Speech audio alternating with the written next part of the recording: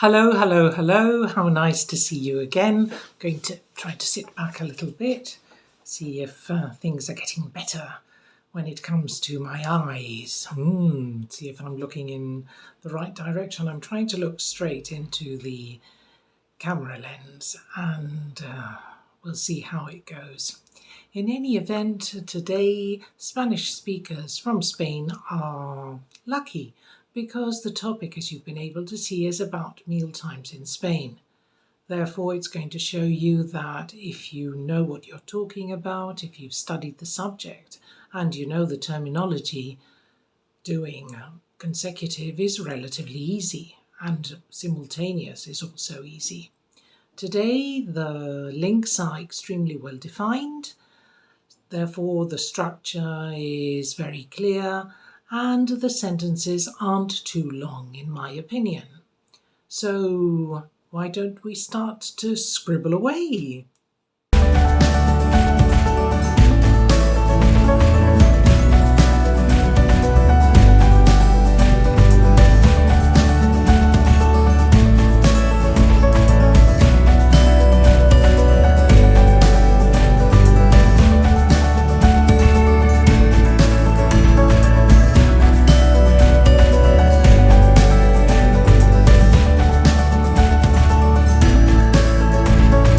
Good afternoon.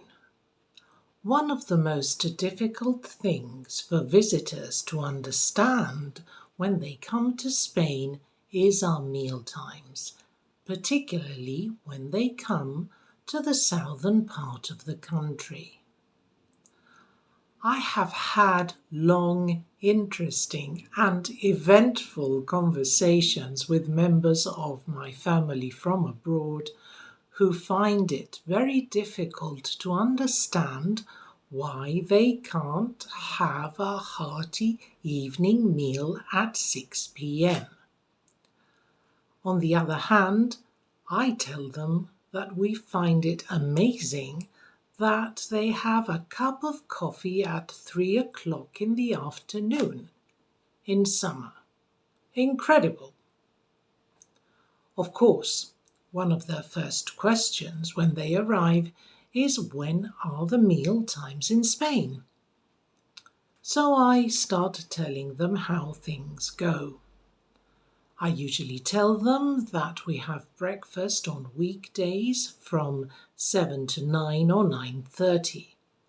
But for me, the best time of the morning is between 10 and 10:30. However, this may change if you work for a public institution. This is because civil servants usually work through from 8 a.m. until 3 p.m. It means, therefore, that they take a 30-minute break throughout the morning to have breakfast. The time they take, as I have just mentioned, is flexible, although it is never later than 11:30, as many places stop serving coffee at 12 o'clock, noon. Besides, you have to understand that breakfast isn't a very big affair here in Spain. It's just a cup of coffee, some toast, or a sweet bun of some sort. Unless you live in Seville, of course, where ordering toast requires you to be a gourmet.